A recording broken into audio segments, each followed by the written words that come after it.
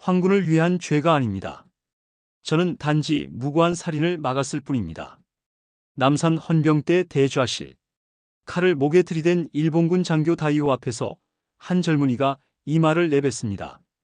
죽음 앞에서도 굴하지 않는 그의 의지, 그리고 그 대담한 말 한마디가 바꿔놓는 운명. 오늘 야인시대 43화에서 펼쳐질 극적인 이야기입니다. 윤호TV입니다. 오늘도 야인시대와 함께 하겠습니다.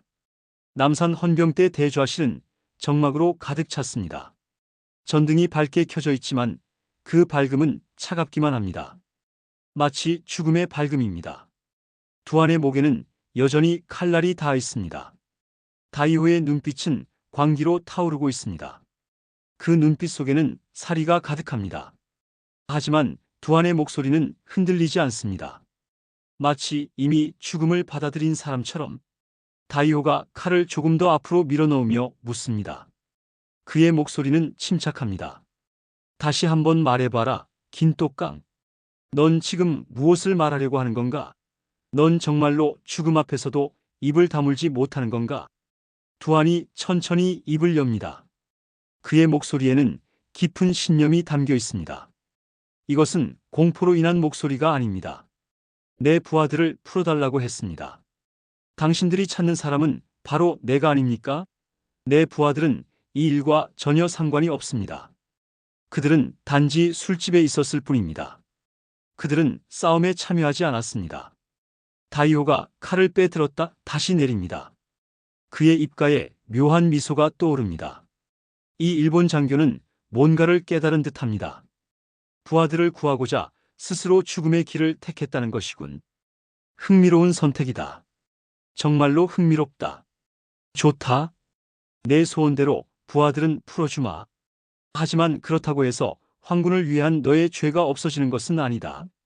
너는 여전히 우리 일본 제국의 적이다. 두안이 천천히 고개를 들며 말합니다. 그의 눈빛은 흔들리지 않습니다. 감사합니다. 하지만 저는 죄를 짓지 않았습니다.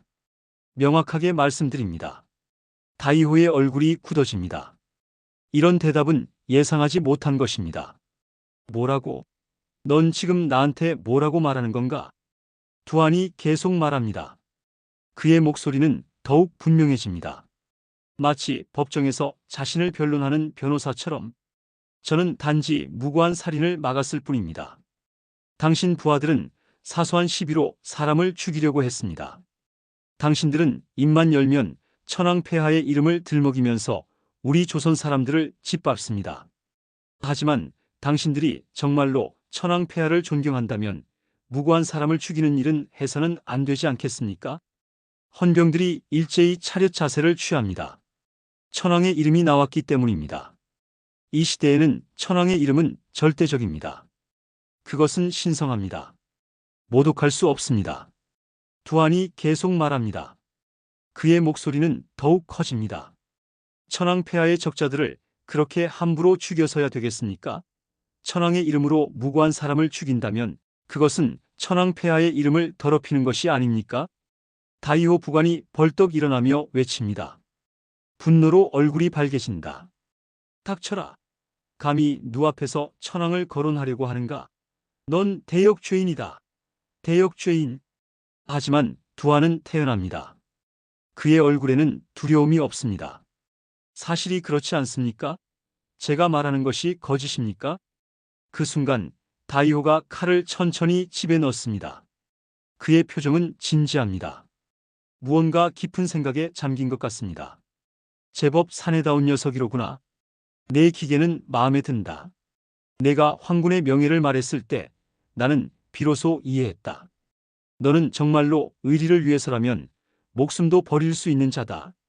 그런 자는 자주 없다. 정말로 드물다. 다이호가 헌병들을 향해 명령합니다. 그의 목소리는 권위 있습니다. 데려가. 그리고 그의 부하들을 모두 풀어주어라. 어서. 내가 명령한다. 헌병들이 외칩니다. 하이. 두안이 헌병에게 이끌려 나갑니다. 다이호는 혼잣말처럼 중얼거립니다. 참으로 당돌한 조선인이로구나. 당돌하지만 의리 있는 자다. 내가 살아오면서 본 그런 자는 많지 않다. 정말로 많지 않다. 한편 감옥의 고문실에서는 기적이 일어나고 있었습니다. 헌병들이 우미관폐의 사람들에게 다가갑니다. 그들의 얼굴에는 여전히 상처가 가득합니다. 눈도 부었습니다. 몸도 멍투성이입니다. 하지만 그들은 살아있습니다. 김영태가 가장 먼저 일어나려고 합니다. 그의 눈빛은 희미합니다. 고문으로 인한 정신의 희미함입니다. 하지만 그의 생명력은 살아있습니다. 무엇입니까? 뭐를 하려고 하는 겁니까?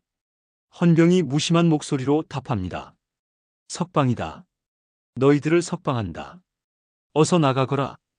김영태는 처음에 이해하지 못합니다. 이것이 현실인가 아니면 죽음 직전의 환상인가? 하지만 곧 그는 이해합니다. 두한이가 한 것입니다. 두한이가 자신들을 풀어낸 것입니다. 이것은 의리의 완성입니다. 당신들을 석방한다. 이제 나가라. 어서. 우미관폐의 사람들이 일어나려고 합니다. 그들의 몸은 여전히 고통에 시달리고 있습니다. 하지만 그들의 영혼은 다시 살아나고 있습니다. 죽음의 그림자에서 벗어나고 있습니다. 문영철이 먼저 나갑니다. 그의 발걸음은 비틀립니다. 그 뒤를 개코, 와싱턴, 김목이 따릅니다. 그들은 모두 살아있습니다. 모두 살아있습니다. 번개를 제외하고는 헌병대 입구에서 그들은 멈춥니다. 그 앞에 헌병 하사관이 서 있습니다. 그의 손에는 보따리가 들려 있습니다. 그 보따리는 가볍습니다. 너무나 가볍습니다. 받아라. 하사관이 보따리를 건넵니다. 그의 표정은 무감정합니다. 아무리 찾아봐도 연고자가 없더군. 여기서 죽은 너희들의 동료다. 그들은 그 보따리가 무엇인지 압니다. 번개입니다. 번개의 육골입니다. 번개는 이 남산 헌병대에서 죽었습니다. 전기 고문으로 죽었습니다. 아무도 모르게, 아무도 말하지 않은 채 그냥 없어진 것처럼. 김영태가 보따리를 받습니다. 그의 손이 떨립니다. 그는 지금 번개를 안고 있습니다. 번개의 죄를 안고 있습니다. 고마워요. 번개야. 미안해. 정말 미안해. 내가 너를 못 지켜줘서 미안해. 여긴 너 혼자 남겨진 거야. 아무도 너를 도와줄 수 없었어. 용서해 줄래? 번개야? 한편 산속의 암자에서는 진영과 설양이 기다리고 있었습니다. 그들은 이미 여러 날을 기다렸습니다. 두한이의 소식을 기다렸습니다. 매일 밤하늘을 보며 매일 새벽 안개 속을 바라보며 기다렸습니다. 설양이 주지스님에게 묻습니다. 그녀의 얼굴은 창백합니다. 수심이 가득합니다. 스님, 두한 씨가 떠났다는 것은 확실합니까? 어디로 간다는 말씀도 없었습니까? 주지스님은 천천히 답합니다. 그의 목소리는 연민으로 가득합니다. 오고 가는 것이 거침없는 사람이 아닙니까? 새벽의 바람처럼 또 그렇게 떠났답니다. 그럼 곧 소식이 있을 것이라고 생각합니다. 설양의 눈빛이 흔들립니다. 그녀는 무언가를 이미 알고 있는 것 같습니다. 설마 두한 씨가 자수하신 건 아닙니까? 혹시 스님 아실까요?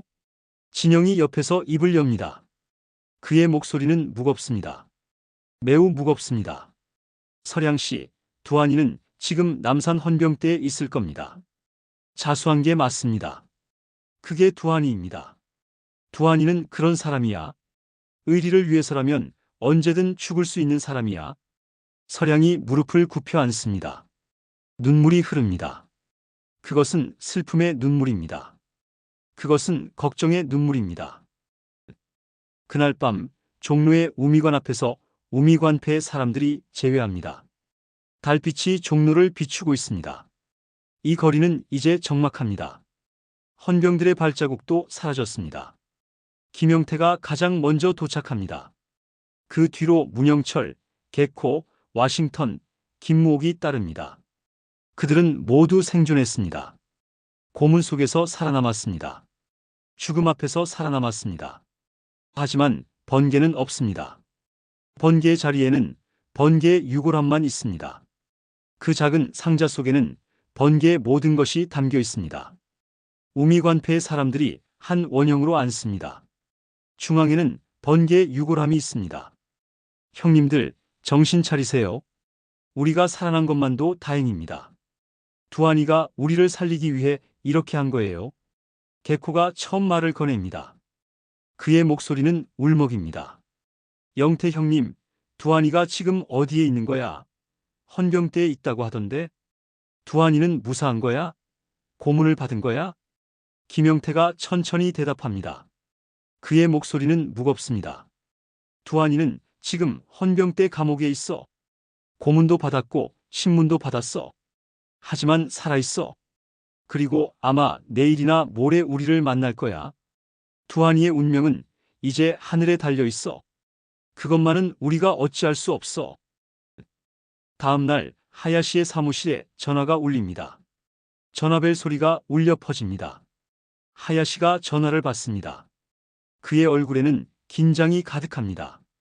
예, 하야입니다. 무엇을 도와드릴까요? 전화 너머의 목소리가 들립니다. 그것은 일본식 일본말입니다. 무술 시합을 제안합니다. 긴똑강 김두한과 우리 헌병대 최정예 군인 3명의 무술 시합 말입니다. 하야시의 얼굴이 밝아집니다. 그렇다면 김두한이가 살 기회를 얻었다는 말씀입니까? 그렇다.